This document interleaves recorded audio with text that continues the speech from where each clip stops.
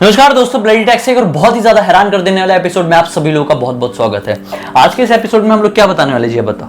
आज हम लोग कुछ अजीबोगरीब चीजें बताने वाले हैं, कुछ प्रथा बताने वाले या बिल्कुल अजीबोगरीब लोगों के बारे में बताने वाले हैं।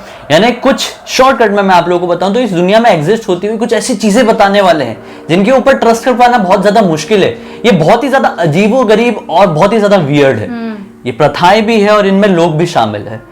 तो सबसे पहली प्रथा जिसके बारे में हम बात करेंगे, एक ऐसी वियर्ड सी चीज जो कि वेनेजुएला में मानते हैं लोग। अब तो ऐसा लगता है वेनेजुएला की इस प्रथा को देख के, इस चीज को देख के कि वो लोग इंडिया वालों से बहुत ज्यादा मेल खाते हैं, क्योंकि इंडियंस का तो एक बात में हमेशा वो तारीफ करने लायक होता है कि कभी भी कहीं टाइम पर नहीं पहुंचते हैं। बहुत कम ऐसे लोग होते हैं, बहुत ही कम, जो कोई भी चीज बहुत ही परफेक्ट टाइमिंग पे करते हैं। बहुत कम, ज्यादातर लोग कोई एक परफेक्ट टाइम पर काम करते ही नहीं है। 9 बजे उन्हें कुछ करना रहता है तो या तो वो 8:45 बजे करेंगे या तो 9:15 बजे करेंगे, लेकिन एग्जैक्टली 9 बजे कुछ नहीं करते। या तो कुछ लोग 12 बजे करेंगे। बहुत सारे लोग। और जैसे हमारी इंडियन ट्रेन्स की बात कह लो, कभी टाइम पर नहीं होती, कभी नहीं। खैर, वेनेजुएला भी कुछ ऐसा ही है, लेकिन थोड़े अलग तरीके से। वेनेजुएला में क्या होता है कि अगर तुमने किसी भी इंसान को अपने मिलने का टाइम दिए हो या कोई भी काम करने का टाइम दिए हो, तो वो इंसान उस काम को एटलीस्ट कम से कम 15 मिनट लेट ही करेगा।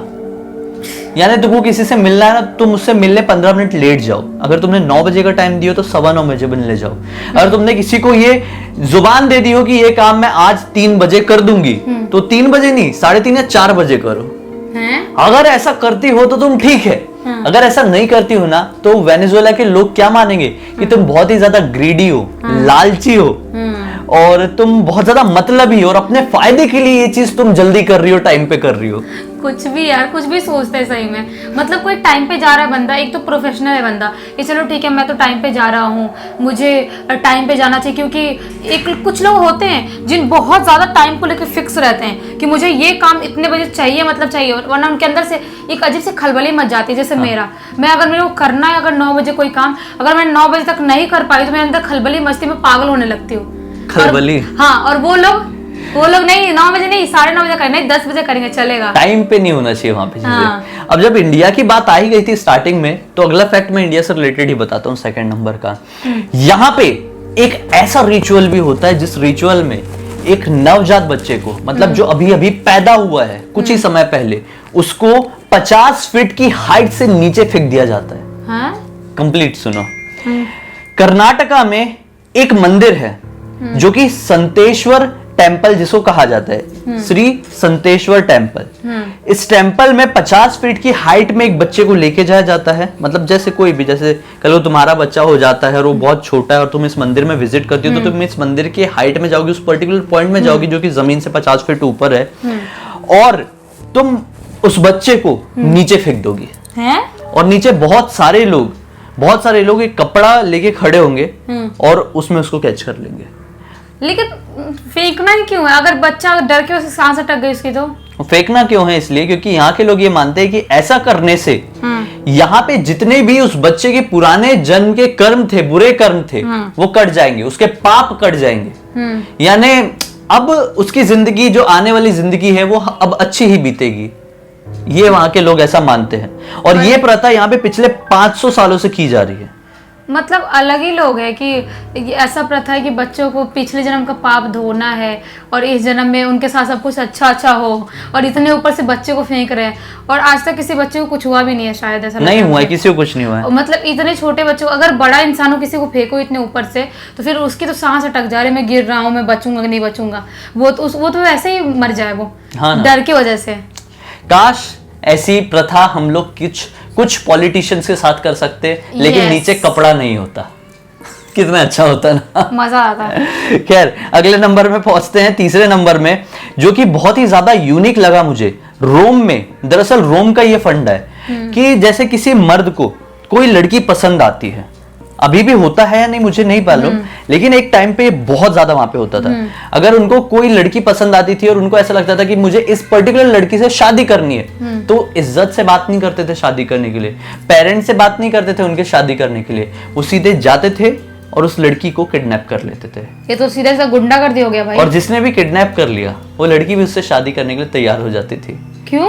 क्योंकि वहां की ये प्रथा है वहां के लोगों की ये प्रथा थी, अभी भी है नहीं कि पहले ही थी, ये प्रथा थी कि वहां पे अगर कोई भी किडनैप कर रहा है और लड़की को अपने पास लेके आ जा रहा है, मतलब उसने लड़की को हासिल कर लिया, उसके अंदर इतना दम था, और जब वो लड़की को हासिल कर सकता है तो उसको चला भी सकता है। ये बात वहां की लड़कियां भी मानती है, और इसी वजह से अगर कोई लड़की राजी ना हो तो वही तो बात है ना, मतलब किसी को किडनैप करना मतलब नहीं, लेकिन वो हमारे लिए एक बहुत ही बड़ी अजीब चीज साउंड कर सकती है, लेकिन जैसे हमारे इंडिया में जो अरेंज मैरिज है, कास्ट सिस्टम है, ये फॉरेन के लोगों के लिए अरेंज मैरिज कास्ट सिस्टम बहुत ही ज्यादा वियर्ड साउंड करेगा। उनको ऐसा लगेगा यार कॉमन ऐसा भी होता है क्या, मतलब कास्ट क्या होता है। उनको तो पहली बात ये चीज क्लियर नहीं हो पाएगी कि कास्ट सिस्टम क्या होता है, और पता भी होगा बहुत सारे लोगों को, तो ये नहीं समझेगा कि सेम कास्ट में ही क्यों शादी करनी है, ये तो जुल्म हुआ, उनके हिसाब से ये जुल्म है, जैसे हमारे हिसाब से वो चीज जुल्म है, क्योंकि उनकी वो प्रथा है इसलिए उनके लिए वो बहुत नॉर्मल है, और हमारी ये प्रथा है जो बेकार सी है और जो हमारे लिए बहुत नॉर्मल है।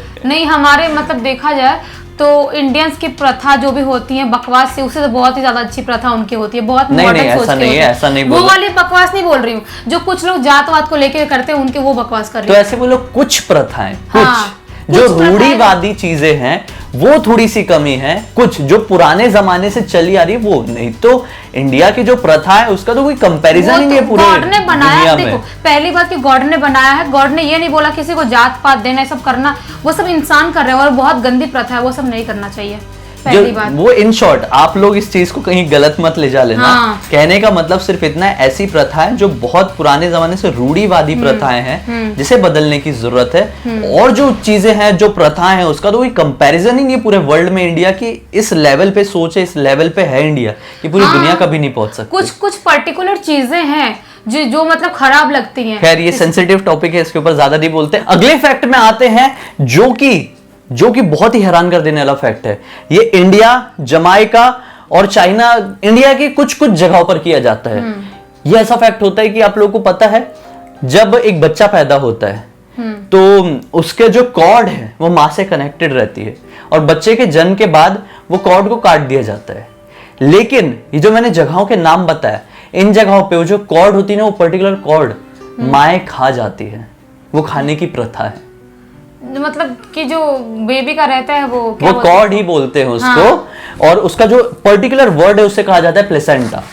उस प्लेसेंटा को इन जगहों पर जो औरतें होती है जिनका बच्चे का जन्म होता है वो प्लेसेंटा को खा जाती है, और वहां पे एक प्रथा है। अजीब सा कैसे खा सकते हैं, मतलब अजीब सा लग रहा है कि कैसे खा सकते हैं ये बच्चे का, मतलब किसी के मांस का टुकड़ा है तो वो भी, मतलब क्या बोलूं उसके, कुछ समझ नहीं आ रहा क्या बोलूं कि अजीब सा है कि बच्चा पैदा किया उसका वो जो भी है वो खा गए और उसके बाद मस्त घूम रहे, कुछ भी हो यार। बहुत हैरान है। और इसी के साथ एक और हैरान कर देने वाला आखिरी किस्सा मैं आप लोगों को बता देता हूँ कि चाइना में ऐसी प्रथा होती है कि कोई भी औरत जब प्रेग्नेंट होती है, तो एक पर्टिकुलर टाइम ऐसा आता है जिस टाइम में उनका पति उनको अपने कंधे में बिठाता है, और जो जलते हुए कोयले नीचे बिछे रहते हैं बहुत सारे, उसमें लेके दौड़ता है। कोयले के ऊपर, जलते हुए कोयले के ऊपर? हाँ, ऐसा कहते हैं कि क्योंकि उस पर्टिकुलर टाइम में या फिर उसके कुछ टाइम बाद वो औरत जो है वो भी एक बहुत बड़े पेन में जाने वाली है, उसको भी बहुत पेन होगा। तो उस पेन का कुछ हिस्सा वो उसका जो पति है वो भी अपने अंदर लेना चाहता है, इसलिए वो ये सब करता है। वहां पे एक प्रथा बन गई है।